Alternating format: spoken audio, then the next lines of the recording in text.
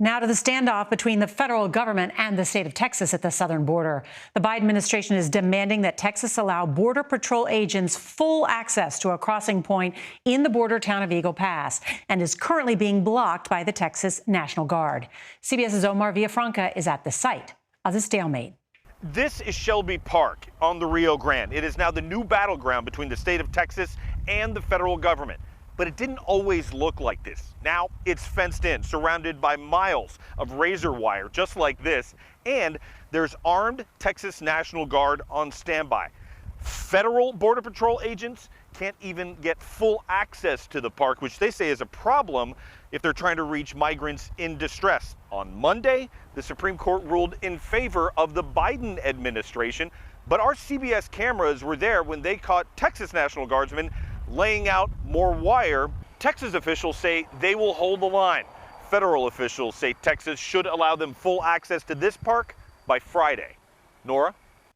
Thank you, Omar. The repercussions of what's happening at the border are being felt across the country as Texas continues to bus migrants to major cities in the north, many of which are now completely out of space to house them.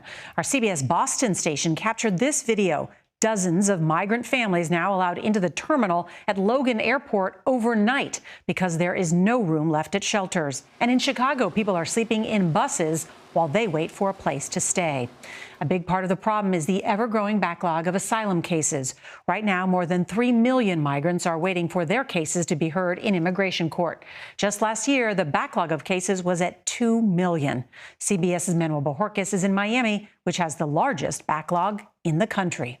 Well, Nora, this is Miami's immigration court, and you can tell by the markers on the ground, this is where people are told to line up. And on most days, you'll find a line of dozens of people trying to get inside to see a judge and learn more about their fate. About 275,000 cases of migrants placed in removal proceedings are pending in the Miami Immigration Court. That is the largest docket in the country. The average caseload nationally is now 4,500 per judge. And Nora, just for context, the amount of cases pending before just the Miami court now is roughly the same as there was nationwide a decade ago. Nora? Good context, Manny. Thank you. So what is being done about this? Well, on Capitol Hill, Senate Democrats continue to make headway in Congress on a border deal. There is agreement on allowing more deportations and detentions. The sticking point is whether to allow migrants to stay in the U.S. while waiting for their court dates and how to pay for it all.